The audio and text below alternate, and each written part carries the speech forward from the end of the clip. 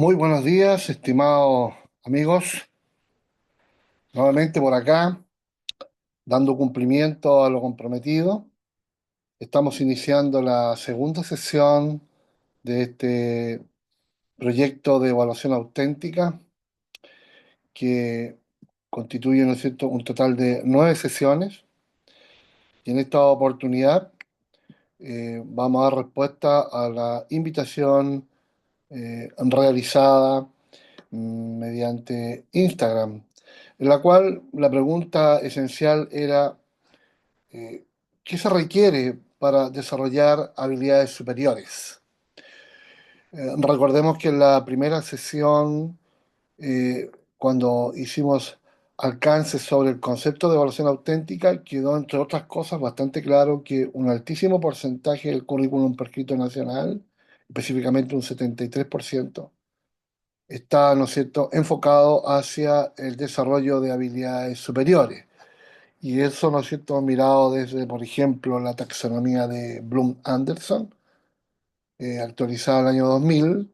Estamos hablando, ¿no es cierto?, de conocimientos de tipo procedimental y de conocimientos metacognitivos, mirados en la pirámide cognitiva, ¿no es cierto?, desde el aplicar hacia arriba hasta el crear.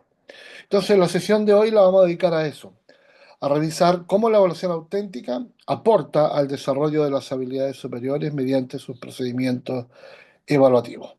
Voy a compartir la pantalla como siempre para que podamos acompañarnos con algunas imágenes que nos van a ayudar a entender mejor las ideas que vamos a ir exponiendo.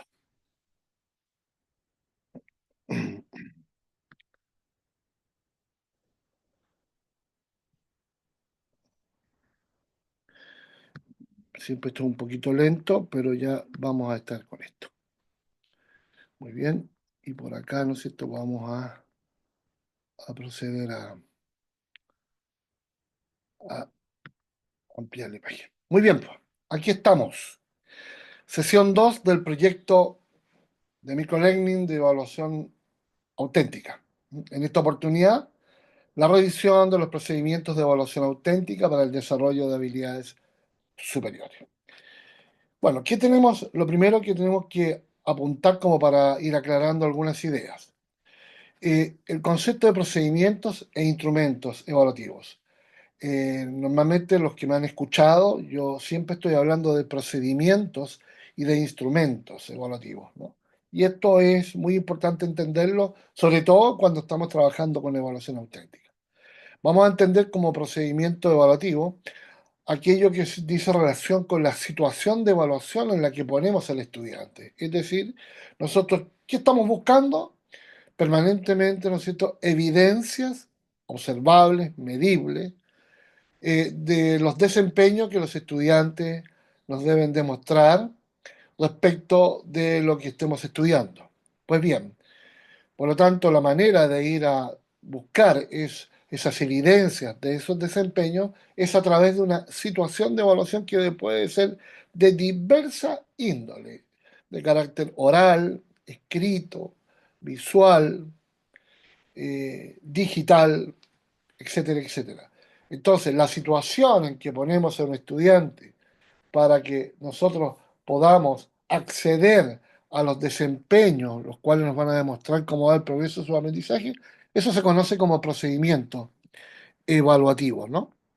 Allí podemos tener, ¿no es cierto?, desde los reactivos tradicionales, como son la selección única, los términos pareados, las preguntas de extensión, las disertaciones, si pasamos al plano de la evaluación auténtica, eh, de las exposiciones, diarios murales, todo eso van a ser situaciones de evaluación. Y eso se conocen como procedimientos evaluativos. Y entonces la pregunta es, ¿qué van a ser los instrumentos evaluativos? Pues bien, obviamente que nosotros necesitamos calibrar, ¿no es cierto? Medir con objetividad lo que estamos recibiendo como evidencias. Entonces, los instrumentos van a ser aquellas herramientas que nos van a permitir cotejar, ¿no es cierto?, dimensionar, mensurar estos desempeños que nos están aportando los procedimientos. Y en el caso de la evaluación auténtica, los más conocidos son eh, las listas de cotejo, que son dicotómicas, o sea, está presente o no está presente, ¿no es cierto?, tal desempeño. O las escalas de apreciación, que es cuando ya los desempeños los miramos desde ciertos grados de cumplimiento. Repito esto con el objeto de hacer la medición lo más objetivamente posible. Y finalmente, una de las más conocidas, ¿no es cierto?, son las rúbricas, que ya nos permiten, ¿no es cierto?, instalar, ubicar el desempeño del estudiante en una determinada o en un determinado logro por parte de ellos, ¿no? No es el momento de revisar qué es lo que es una rúbrica hoy día, solo la vamos a mencionar, solo para efectos de diferenciar el concepto de procedimiento evaluativo e instrumento evaluativo. Y si alguien se está preguntando en estos momentos, bueno, y en el caso de la evaluación tradicional, como por ejemplo una situación de evaluación tipo prueba, esas que antaño los profesores nos decían, guarden todo, contesten esta hoja, bueno, sí, esa es una situación de evaluación y por lo tanto es un procedimiento de evaluación tradicional. Y la pregunta es, bueno, ¿y dónde está ahí el instrumento? Bueno, el instrumento está, ¿no es cierto?, en los puntajes que tiene ese procedimiento, en la clarificación objetiva de lo que el profesor va a considerar para ponernos la calificación. Todo ese diseño que va adjunto al procedimiento se conoce también como instrumento de evaluación. Entonces, en conclusión, siempre vamos a tener para una correcta evaluación un procedimiento evaluativo y un instrumento evaluativo. Pero sobre todo en evaluación auténtica es fundamental. No podemos ejercer evaluación auténtica si no tenemos un procedimiento y un instrumento evaluativo. Bien, esta sesión está dirigida a explicar que la evaluación auténtica nos va a ayudar a evaluar eh, habilidades superiores y por ende está implícito el concepto del desarrollo de habilidades superiores. Pero es bueno saber de los referentes cuando estamos hablando de evaluaciones de habilidades superiores. Respecto de lo que plantean las autoridades, ¿no es cierto?, nacionales e internacionales, específicamente la OCDE, existe este marco de referencia que se llama el modelo de las 6C, 6C porque todas las habilidades superiores que están allí empiezan con la letra C, ¿no es cierto? Nos plantean eh, los siguientes desafíos en términos de habilidades para el siglo XXI, que serían la colaboración, la comunicación, la creatividad, el pensamiento crítico, el tema, ¿no es cierto?, de la ciudadanía y aquellos, ¿no es cierto?, desafíos que la evaluación nos va a ayudar a desarrollar. ¿Mm? Entonces, eh, pero junto a estos tipos de desafíos conocidos como habilidades para el siglo XXI, dentro del marco de las 6C, que son tremendamente importantes, por algo están mencionadas. En nuestro actual currículum están puestas a nivel del tercero medio, hasta ahora. Ustedes se dan cuenta ahí como habilidades para la vida. Pero también OCDE nos plantea otros cuatro grandes desafíos, como son el pensamiento creativo, el pensamiento resolutivo, el pensamiento ejecutivo y el pensamiento crítico. De estos dos grandes cúmulos que acabo de mostrar, ¿no es cierto? Estas 6C más estas otras cuatro grandes tipos de pensamiento se desprende el 100% de todas las habilidades que están en nuestro currículum nacional. Y como ya lo he dicho en reiteradas oportunidades, el 73% de ese 100% corresponde a este tipo de habilidades superiores. Por lo tanto, la gran pregunta es, ¿qué tipo de evaluación nos va a ayudar a desarrollar estas grandes habilidades, estas habilidades superiores? ¿Y cómo procede eso? Eso es lo que vamos a conversar. Acá, a modo de ejemplo, les estoy mostrando un panel que corresponde al currículum prescrito de matemáticas para los 12 años de escolaridad, en el lenguaje de las bases curriculares, por eso están ahí alojadas en el sector superior izquierdo, ¿no es cierto?, las bases curriculares. En su lenguaje tenemos, ¿no es cierto?, el tema de las habilidades, los ejes temáticos y las actitudes. Como verán, para matemática tenemos cuatro grandes habilidades: resolver problemas, argumentación y comunicar, modelar y representar. Y estos se desarrollan a través de estos ejes temáticos que están acá. Y junto a ello, y en forma paralela, como lo vimos en la sesión uno, se desarrollan estas actitudes. Por lo tanto, este es el panel del currículum prescrito de la asignatura de matemáticas. Sepan ustedes que así como estoy mostrando el de matemática y por tiempo no puedo mostrar el total del plan de estudio del currículum, por favor extrapolen y si nos eh, si entendemos bien esto, vamos a entender que cada asignatura del plan de estudio tiene su propio panel de currículum prescrito, con sus habilidades, con sus ejes temáticos y con sus actitudes. Esta información la encuentran en uno de mis libros, que se conoce, ¿no es cierto?, como, o que, cuyo nombre es Evaluación Auténtica como Procedimiento para la Evidencia de los Aprendizajes, y está ahí abajito, ¿no es cierto?, en el sector izquierdo de la pantalla.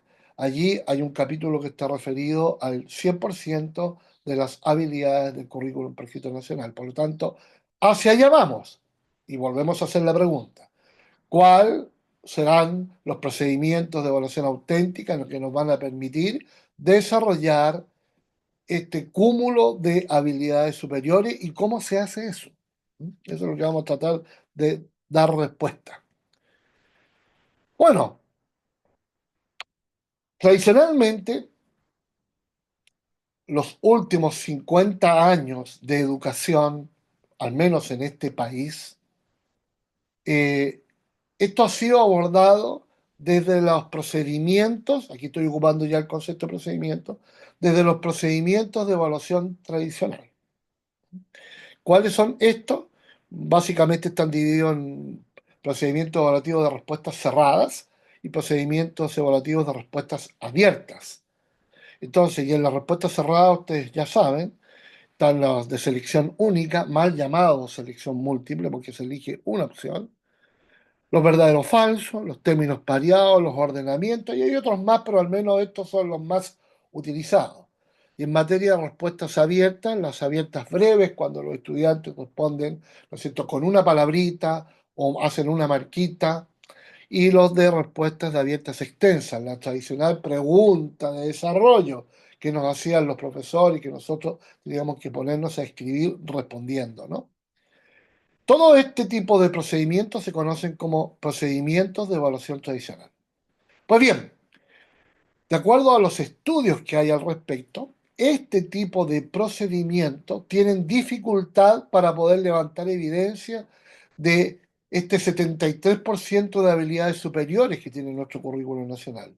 De hecho, no podemos, y aquí voy a decir algo que sé que va a crear polémica, pero estoy disponible para discutirlo a quienes me inviten. Es muy complejo que con este tipo de procedimientos evaluativos tradicionales se pueda evaluar, por ejemplo, resolución de problemas. Ahora bien, yo sé que existe la confusión, que a veces se toma resolución de problemas como cálculo, en el sentido de que el estudiante, ¿no es cierto?, se le corrige la respuesta final, el cálculo final que obtiene de un supuesto problema. Y no, acá, si leemos la habilidad de resolución de problemas, como está escrita en nuestro currículum prescrito nacional, se refiere al proceso. Entonces ahí ustedes entenderán al proceso que sigue el estudiante, o sea, cómo piensa el estudiante cuando llega a una respuesta final de un cálculo. Eso es son las estrategias de resolución de problemas. Y por lo tanto, este tipo de procedimientos tradicionales no nos permiten ver esa evidencia. Y por eso es que hay que recurrir a evidencia de otro tipo de evaluación. Básicamente, estos procedimientos de evaluación tradicional se prestan bastante bien para lo que se conoce como una evaluación del aprendizaje, que tengo destacado en el cuadro amarillo con mayor tamaño. Claro, porque es cuando ya se termina un proceso. Eso es evaluación del aprendizaje.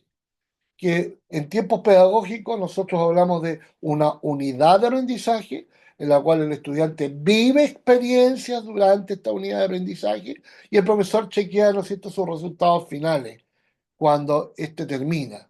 Eso se llama evaluación del aprendizaje. ¿Mm?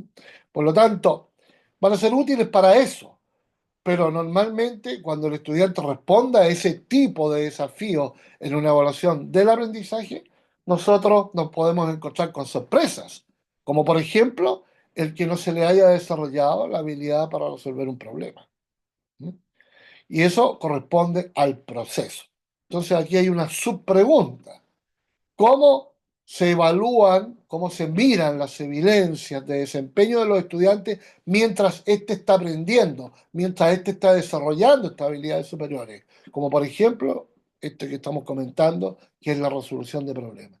Y para eso tenemos que recurrir a otro tipo de procedimiento evaluativo. Este cuadrito rojo, evaluación para el aprendizaje, que es sinónimo de evaluación formativa, es el que está allá arriba en este cuadro. ¿Se fijan? Allá arriba, evaluación para el aprendizaje. Bueno, acá es donde ocurre lo esencial. Es aquí donde el docente, a través de adecuados procedimientos de evaluación, puede hacer seguimiento, puede monitorear y puede retroalimentar constantemente para que él pueda ir guiando este desarrollo de habilidades superiores. Y de esta forma, si sigo con el ejemplo de resolución de problemas, el profesor va a poder tener evidencia de cómo el alumno está pensando para resolver los problemas, de tal suerte de llegar a un buen término en la evaluación del aprendizaje, el color amarillo. ¿Mm?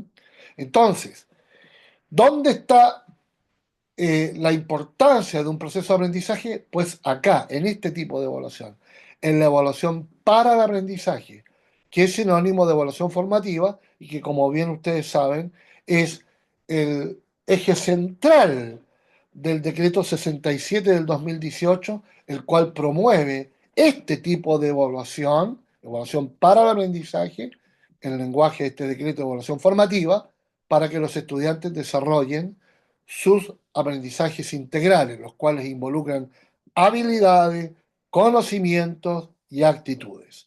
En este caso estamos hablando de las habilidades superiores. Por eso reitero, queremos que los estudiantes nos desarrollen estas habilidades superiores como el pensamiento ejecutivo, el pensamiento resolutivo, el pensamiento que les permite resolver problemas, la fundamentación, la argumentación, la conclusión, la evaluación, etcétera, etcétera, y puedo hacer un listado completo de habilidades superiores. Lo que tenemos que hacer es que el docente, ¿no es cierto?, realice este acto pedagógico de seguimiento, monitoreo y retroalimentación constante, pero aquí viene la gran condición, siempre en función o a través de un procedimiento, no un instrumento, un procedimiento de evaluación auténtica. Entonces, ya esto lo pusimos en la sesión 1, no lo voy a reforzar. La evaluación auténtica va a ser aquella estrategia que va a permitir que el profesor elija, ¿no es cierto?, un procedimiento que le permita, durante el proceso de aprendizaje, ir haciendo el seguimiento, el monitoreo, la retroalimentación constante para que este estudiante le vaya mostrando las evidencias que este profesor va a analizar, va a cotejar a través de sus instrumentos para ver que va en buen camino hacia el desarrollo de esta habilidad superior. No nos olvidemos que también en la sesión 1 reforzamos estas características de la evaluación auténtica y en particular, ¿no es cierto?, esta que decía que era una situación de evaluación que responda a cuestiones altamente significativas para el estudiante, que también, ¿no es cierto?, permita que el estudiante esté en permanente descubrimiento, que a su vez también el profesor pueda hacer esta mediación, pueda participar, que también, ¿no es cierto?, le permita al estudiante ir modificando, en las palabras de Fornstein, su inteligencia, sean reales, apunten a estos altos niveles cognitivos y finalmente, ¿no es cierto?, permitan el desarrollo del concepto de aprendizaje alojado en las bases curriculares, el cual contempla habilidades, conocimientos y actitudes. ¿Mm? No desarrollo esto porque ya lo dijimos en la sesión 1 y si alguien lo olvidó, puede volver a visitar en mi canal YouTube esta cápsula donde está explicado con más detención estos detalles. Por lo tanto, la pregunta aparece de nuevo, ¿cómo desarrollamos habilidades superiores? Pues a través de herramientas y básicamente procedimientos de evaluación auténtica. Y aquí están, ya lo habíamos mencionado en la sesión 1, este listado, como es el análisis documental, la prueba situacional, el portafolio, el estudio de casos, los informes, los ensayos, los pósters, los diarios murales, los discursos, las disertaciones, los debates, las entrevistas, los experimentos, los proyectos, design thinking, entre otros, nos van a permitir que el estudiante meta las manos al barro y por el otro lado, este docente mediador pueda observarlo objetivamente con sus instrumentos mientras mete las manos al barro y así puede hacer este seguimiento, este monitoreo y lo más importante, lo puede retroalimentar y por lo tanto conducir hasta que llegue a, ¿no es cierto?, la meta que todos queremos, que es el desarrollo de estas habilidades superiores. Y acompañan a estos procedimientos los grandes, ¿no es cierto?, los hermanos mayores de los procedimientos de evaluación auténtica, como son la, los ADP, que están acá mostrados, no me voy a meter en estos detalles, todo el mundo los conoce. Todo lo importante, voy a enseguida hacer alusión a uno de ellos, importante que estos ADP tienen etapas, tienen fases, lo cual permite fácilmente aplicar este proceso de seguimiento, monitoreo y retroalimentación por parte del docente. Para ir terminando, he elegido el ABP problema como una forma de explicarles por qué una herramienta de evaluación auténtica nos permitiría desarrollar habilidades superiores. En la primera columna del lado izquierdo tienen las fases, las etapas del ABP problema, como es la lectura del problema, la reformulación del problema, una lluvia de ideas que hacen los estudiantes para solucionar el problema, la búsqueda de información de lo que saben y la identificación de lo que necesitan saber, el diseño y el desarrollo de esa solución y finalmente ya el diseño y la elaboración de la misma solución. En la segunda columna está identificado y descrito cuál va a ser el procedimiento de evaluación auténtica para cada una de estas fases.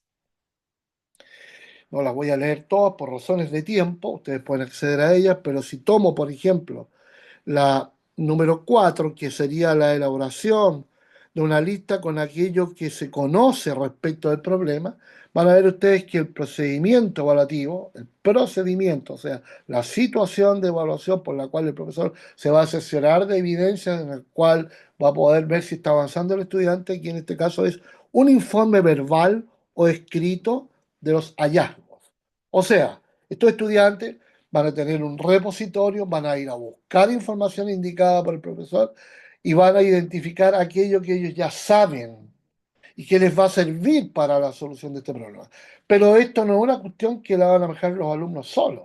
El profesor se tiene que cerciorar de que hicieron esas evaluaciones, esos análisis y por lo tanto va a pedir como procedimiento un informe. Y por eso que está puesto acá en la tercera columna como producto de esta etapa, la etapa número 4, el producto es un informe escrito o verbal por equipo de trabajo. Entonces, el profesor va interactuando en forma constante con los estudiantes y les pide este informe.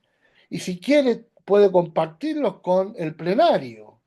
Entonces los estudiantes cuando van escuchando van haciendo sus propias correcciones.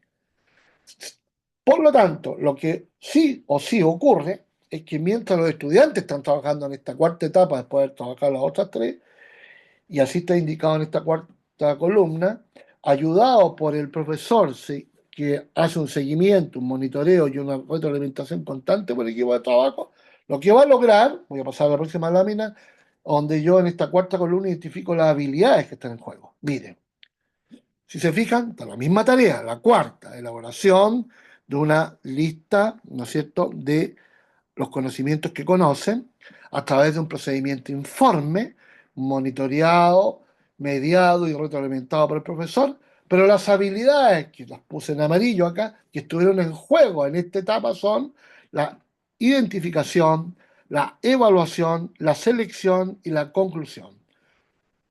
Todas habilidades superiores. Y si miramos el total del listado que están aquí en amarillo para cada etapa, vamos a tener análisis, pensamiento, ¿no es cierto?, crítico, conclusión, resolución de problemas, evaluación, selección, conclusión, pensamiento crítico, etcétera, etcétera, etcétera. O sea, tenemos, ¿no es cierto?, un listado bastante nutrido de habilidades superiores en desarrollo. La ventaja es que a través de esta herramienta como ABP Problema, el profesor ya con el ABP Problema les puso un procedimiento, que es una situación de evaluación. Y a su vez, cada etapa de este ABP Problema se constituye también un procedimiento evaluativo, porque el profesor en cada etapa les va a estar pidiendo un producto final. Y este producto final supone habilidades superiores en desarrollo.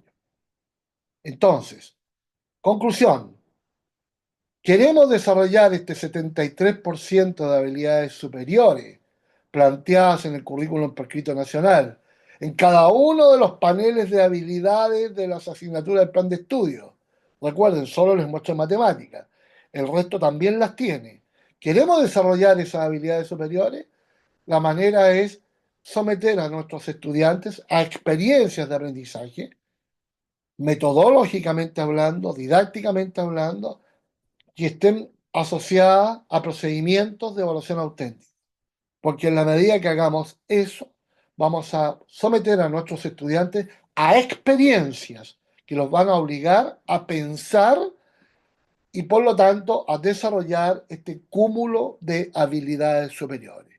Y finalmente nosotros vamos a tener control de esto a través de los instrumentos de evaluación, que pueden ser nuestras listas de cotejo, nuestras escalas de apreciación, nuestras rúbricas, con las cuales vamos a poder ver si el estudiante se está acercando, alineando a los propósitos que tenemos en materia de habilidades superiores y en base a esas evidencias vamos a poder tomar decisiones a través de una adecuada retroalimentación o reconducción de nuestros estudiantes. Estimados docentes, esto ha sido la segunda sesión para explicarles cómo los procedimientos de evaluación auténtica acompañados de los adecuados instrumentos pueden ayudarnos a que nuestros estudiantes desarrollen estas habilidades superiores tan necesarias y que hoy día los estudiantes no las están desarrollando.